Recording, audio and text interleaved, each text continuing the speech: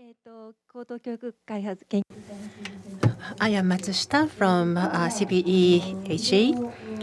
Now, today, including the video lecture, we had 6 speeches. And I actually, unlike 3 other colleagues who made speeches, regarding MOOC and SPOC and ICT use is not my expertise, but I have many opportunities and occasion to listen and hear about this. And some of you on the floor may be expertise in this area or may be interested in the university education, however, are not involved in these practices on the day-to-day basis. I stand somewhere in between the middle. And so I would like to summarize the discussion points of all the lectures made today. We heard a variety of lecture and speeches. And this is the way that I summarized. And this is the timeline. This is the space. And I have Professor Lee's presentation is not showing here, but this is how I map the presentations. Now, Professor Taguchi has been working from 1997 till today for over 20 years in Kyoto University and trying to visualize and share the education experience and pedagogical experience. She introduced some trials and error process, and Professor Sakai focused on MOOC and SPOC. Actually, the contents that Professor Taguchi presented include what's developed by Professor Sakai. So we've developed one thing and did not work well and tried to develop the next. I mean, these are the trial and error process we have experienced. But with the advent of MOOC, it seems that a variety of things are going through innovation and expanding in an exponential manner. And Dr. Iyoshi, Professor Iyoshi, focuses on 2025 and started 11 years ago and watches the older timeline until 2025 and talked about the future. And from the 1990s of the era of E-education and also the upcoming T-education with the longer horizon, Professor Iyoshi looked at the ICT-Enhanced higher education. And from Seoul University, Seoul National University, Professor Lim talked about the pedagogy from a variety of perspectives and mainly introduced the activities of SNU.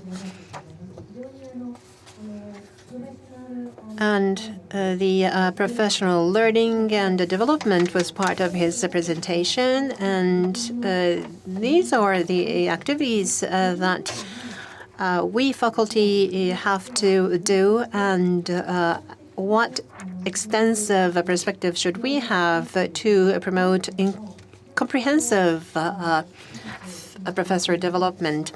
I believe that he presented the key points in a systematical manner. And Professor Pon is, I think, similar to Professor Iyoshi in their mindset.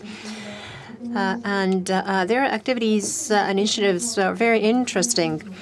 And I'm interested in assessment, but using learning analytics actually in CPE-HE Center. We are analyzing the students' learning through MOOC, but it's not successful yet, and we are still thinking how best we can analyze the students' learning. And Professor Taguchi is taking leadership, and so we will be able to learn a lot from Professor Pon's experience. And So these are the mapping of all the presentations made today, and this is what I would like to highlight now, including some of the comments made by Professor Kita. Sorry, I have only in Japanese. But when MOOC came out in 2012, what I was feeling is that now we have two major streams. The shift from teacher-centered to learner or student-centered are the common of these two streams. But when we look at curriculum, especially teaching and learning, especially in case of curriculum, for example, one part we systematize. We have a systemic curriculum with the firmly built framework. For example, in Europe, they have a European qualification framework, and other similar frameworks are provided to build the higher education in Europe, to promote the standardization. In a similar manner in Japan, Professor Kita raised a question to Professor Iyoshi about the three policies: diploma, curriculum, and admission policies are set and established to systematize curriculum. This has been promoted by the Ministry of Education in Japan. On the other hand, another stream is that with the advent of a MOOC, it seems that it will break down the curriculum, established curriculum.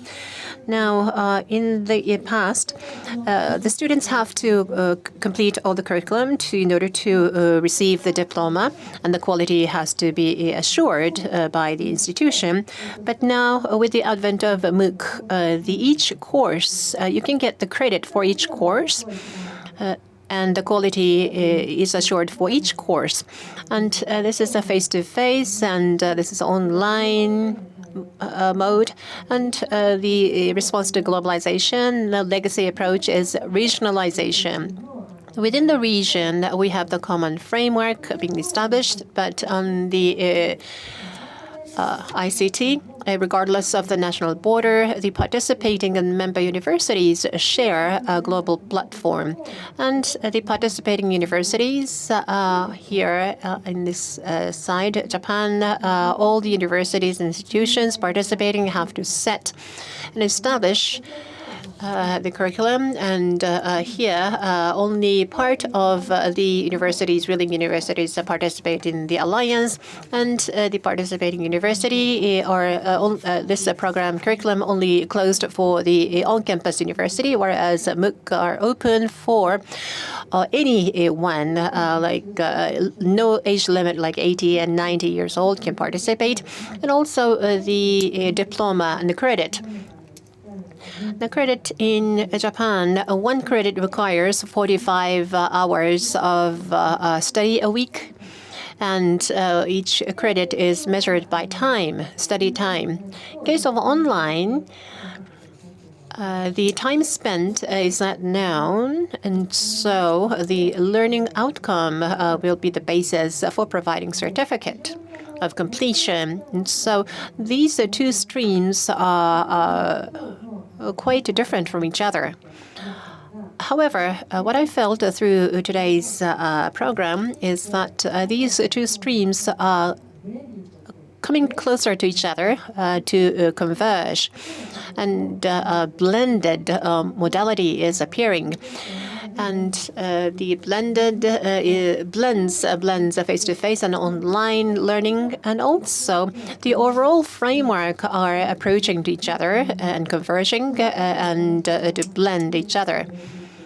And so blended teaching and learning, which was introduced today, and also K-MOOC and J-MOOC were talked about today, and also Professor Lee talked about Chinese University MOOC. And the language used is different, like in case of Japan, not all students can take English courses. So J-MOOC are provided in Japanese mainly, and in Chinese MOOC are provided in Chinese language. And so in this manner, the MOOC is developed and delivered within certain region. And given that's the case, then the target students who can participate can be limited. MOOC started with a complete open, but as Professor Sakai introduced today, in case of a SPOC is being produced for the students on campus, or students who take the course. We once introduced Professor Eric Mazul from Harvard University in this program some time ago. Professor Mazur said that I'm not going to go do a MOOC because Harvard charges a high expensive fee. And so we have to focus our attention to the students on campus. That's the responsibility of the professors and faculty on campus. That's why I'm not going to go do MOOC. That's what was Professor Mazul's comment. But in case of SPOC, you can use the MOOC as a tool to enhance the learning of Kyoto University students. And so in this manner, the MOOC and the SPOC, these two streams are approaching each other. And the last portion, the micro masters and the nano degree, and the mood term was introduced by Professor Pong. So through using MOOC, some universities are providing degree. And so these legacy modality and online modality are converging and coming close to each other. However, this is exception. They are moving to the opposite direction, going apart. Now, the MOOC and SPOC and other initiatives introduced today have an assumption that students take proactive participation. And the students, not only active, but proactive participation is necessary. And variety of MOOC and the SPOC activities can be benefited through proactive participation and involvement, and students can learn and grow. Thinking of the age that I was a student, the situation is completely different. But in Japan, on the other hand, well, maybe I don't know the situation in China, Hong Kong, Korea. I want to hear your input. But as the active learning being promoted in Japan, the students become more dependent. This is one finding through an extensive questionnaire survey. And so promotion of active learning is not necessarily promoting the proactive involvement of the learners. And so the learning environment to help students do proactive learning is being prepared and provided, and some willing students can grow. But on the other hand, some students continue to be passive. They come to the class and participate in the active learning without proactive engagement. And so the gap between these two types of students are becoming bigger. So this, I think, is going to be one major issue that we have to address.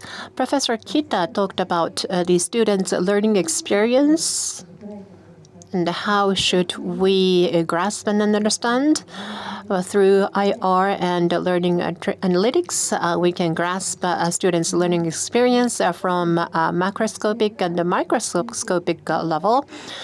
And in relation to that, what learning experience a student is doing and how they are growing. And we have to grasp the overall situation in order to find out how we should and can address these widening gap between these two types of students.